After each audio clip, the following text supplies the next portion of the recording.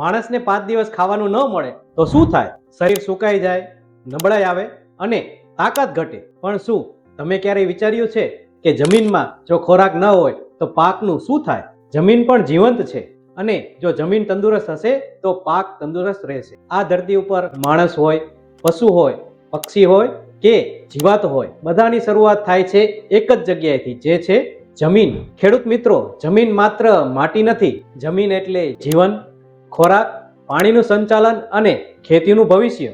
જો જમીન તંદુરસ્ત હોય તો પાક સારો, અને પાક સારો તો ખેડૂત ખુશ. ઘણા ખેડૂત મિત્રો એવું કહેતા હોય છે, મારી જમીન ખૂબ સારી છે અને મારા દાદા પણ એમાં જ ખેતી કરતા હતા. પણ ભાઈ, દાદાની તંદુરસ્તી અને આજની તંદુરસ્તી એક સરખી છે?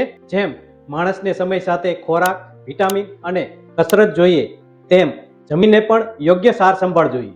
હવે વાત કરીએ જમીનની સંરચનાની. જમીન મુખ્યત્વે 4 ભાગમાં વહેંચાયેલી હોય છે. મિનરલ એટલે કે ખનિજ તત્વ, ઓર્ગેનિક મેટર એટલે સજીવ પદાર્થ, પાણી અને હવા. આ ચારેય વસ્તુનું સંતુલન સારું હોય તો જમીનનું બંધારણ ખૂબ જ સારું કહેવાય. સારી જમીન એટલે શું? સારી જમીન એટલે ભેજ સંગ્રહણ શક્તિ સારી હોય, નિતાર શક્તિ સારી હોય અને છોડના મૂળને યોગ્ય હવા પણ મળી રહે. તેને આપણે સારી જમીન કહી શકીએ. મિત્રો, દરેક જમીન એક સરખી નથી હોતી. જમીનમાં પણ અલગ અલગ પ્રકાર હોય છે, જેવા કે રેતાળ જમીન, ચીકણી જમીન, ગોરાળુ જમીન અને કાળી જમીન. રેતાળ જમીનમાં પાણી જલ્દીથી વહી જાય, ચીકણી જમીનમાં પાણી વધારે રોકાઈ જાય, પણ જે જમીનમાં હવા અને પાણી સંતુલન રહે એ જમીન એટલે ગોરાળુ જમીન. હવે એક સૌથી મહત્વની વાત કરીએ, એટલે જમીનનો પીએચ. પીએચ થી ખબર પડે આપણી જમીન ખારી છે કે આમ્લીય છે. 6.5 થી લઈ અને 7.5 પીએચ વાળી જમીનને ખૂબ સારી ગણવામાં આવે. જો 6.5 થી નીચે પીએચ હોય અથવા 7.5 થી વધારે પીએચ હોય તો જમીનને, પાકને પોષક તત્વો પૂરતા મળતા નથી. પાકનો ખોરાક એટલે પોષક તત્વો. પાકને મુખ્યત્વે 14 પોષક તત્વોની અલગ અલગ સમયે જરૂરિયાત હોતી હોય છે, પણ જે મુખ્ય 3 પોષક તત્વો છે તે નાઇટ્રોજન, ફોસ્ફરસ અને પોટાશ. નાઇટ્રોજન છે તે મુખ્યત્વે વાનસ્પતિક વૃદ્ધિ એટલે કે છોડની હરિયાળી વધારવા અને છોડના વિકાસ માટે મહત્વનું છે. ફોસ્ફરસ મુખ્યત્વે ફૂલ વધારવા માટે અને મૂળના વિકાસમાં મહત્વનો રોલ ભજવે છે. વાત કરીએ પોટાશ તત્વની તો ફળની ગુણવત્તા વધારવા અને સાથે સાથે પાકની રોગ પ્રતિકારક શક્તિ વધારવા માટે ખૂબ જ મહત્વનું છે. આ તો થયા 3 મુખ્ય તત્વો. આ સિવાય કેલ્શિયમ, મેગ્નેશિયમ, ઝીંક, સલ્ફર, બોરોન, આયર્ન અને મોલિબ્ડેનમ, કોપર અને મેંગેનીઝ. આ બધા તત્વો મળીને પાકને સંપૂર્ણ પોષણ આપે છે. આજકાલના સમયમાં બધા જ ખેડૂત મિત્રોને એક જ સમસ્યા હોય છે, ખાતર નાખીએ છીએ તો પણ પાકમાં અસર કેમ નથી દેખાતી? ચાલો હું તમને એનું કારણ જણાવું.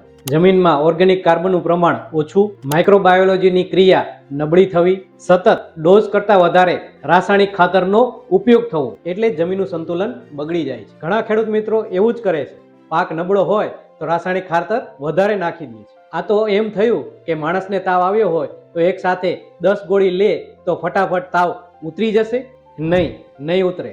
જમીનનું આરોગ્ય સુધારવા માટે મુખ્ય 3 રસ્તા છે. એમાં પણ ત્રીજો રસ્તો ખૂબ જ મહત્વનો. પહેલી છે મેકેનિકલ પદ્ધતિ, એટલે કે ઊંડું હળ ચલાવવું, દાંતી, રાપ જેવા સાધનોનો ઉપયોગ કરી અને જમીનને છૂટી પાડવી, યોગ્ય રીતે પાણીનો નિકાલ થાય એવી પદ્ધતિ અપનાવવી. બીજી પદ્ધતિ છે બાયોલોજીકલ પદ્ધતિ. જમીનમાં યોગ્ય સારા પ્રમાણની અંદર બેક્ટેરિયા ઉમેરવામાં આવે, જેમ કે રાઇઝોબિયમ, એઝોટોબેક્ટર, એઝોસ્પાયરિલમ અને પીએસબી એટલે ફોસ્ફેટ સોલ્યુબલાઇઝિંગ બેક્ટેરિયા. આ બેક્ટેરિયા જમીનમાં પોષક તત્વોને સ્થિર રાખે છે અને અલભ્ય સ્વરૂપના પોષક તત્વોને લભ્ય સ્વરૂપમાં ફેરવી અને છોડને ઉપલબ્ધ કરાવે છે. ત્રીજી છે ખૂબ મહત્વની કેમિકલ પદ્ધતિ. જમીનનું પરીક્ષણ કરાવી અને જમીનને જરૂર મુજબના પોષક તત્વો આપવા અને સાથે સાથે જમીન સુધારણા એટલે કે ઓર્ગેનિક કાર્બન વધારવા માટેના પ્રયત્નો કરવા. હવે આ ઓર્ગેનિક કાર્બન કેવી રીતે વધશે તેના વિશે જાણીએ. જેમ કે જૈવિક ખાતર,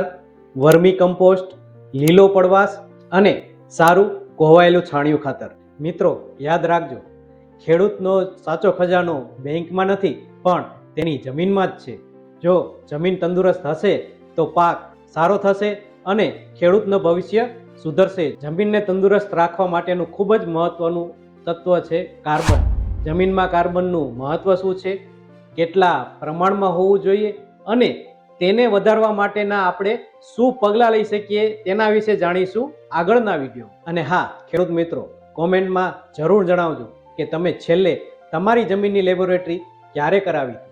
ધન્યવાદ.